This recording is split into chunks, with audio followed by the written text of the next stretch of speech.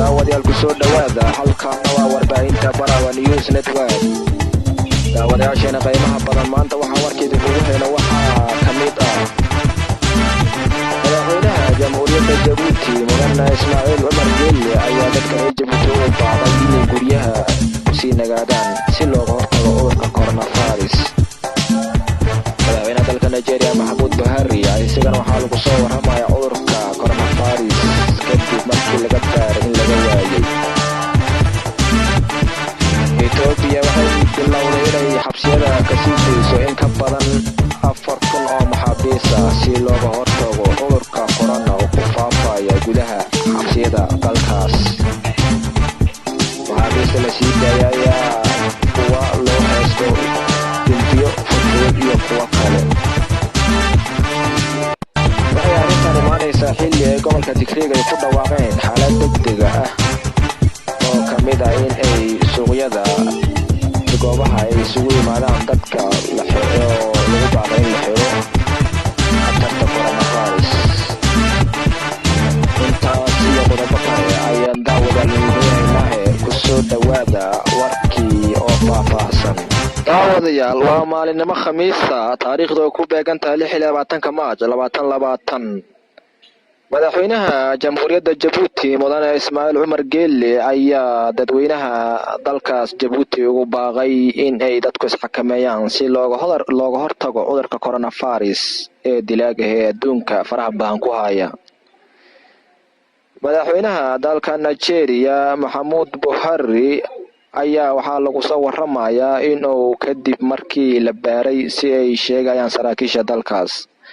madaxweyne Buhari ayaa iskarantiila markii sargaal sare oo ka shaqeynaya aqalka madaxtooyada laga helay cudurka.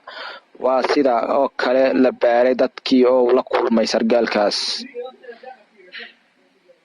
Koonfur Afrika ayaa caawa si rasmi ah u dhaqan galay bandow lagu soo rogay dalkaas. waxaa dalka ugu tirada badan ee kiisaska laga xaqiijiyay gudaha Afrika. haddana waxaa la xaqiijiyay in ka badan 709 qof oo la xaqiijiyay in ay ku dhacay cudurka coronavirus ama COVID-19. dowladda Ethiopia ayaa bilowday inay maxaabiista ay ka sii deyso xabsiyada in ka badan 4,000 oo maxaabiis ah si looga hortago cudurka coronavirus ee gudaha xabsiyada dalkaas. maxaabiista la sii daaya waxaa kuwa loo haysto dambiyo fudud iyo kuwa kaleba. maxaabiista ayaa wato caruuro iyo dumarba. waxay arrintan imaanaysaa xilli ay gobolka Tigreega ay ku dhawaaqeen xaalad degdeg ah oo ka mid ah in la xiro suuqyada iyo goobaha dadka isugu imaadaan si looga hortago cudurka coronavirus.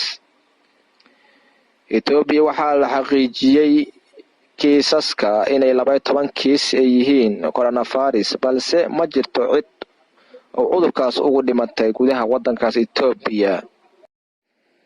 wasiirka wasaaradda caafimaadka xukuumadda federaalka Soomaaliya Dr. Fawziyo Abikar Nuur ayaa ku dhawaaqday in kiiskii labaad laga helay cudurka coronavirus kadib markii baaritaan lagu sameeyay qofkaas.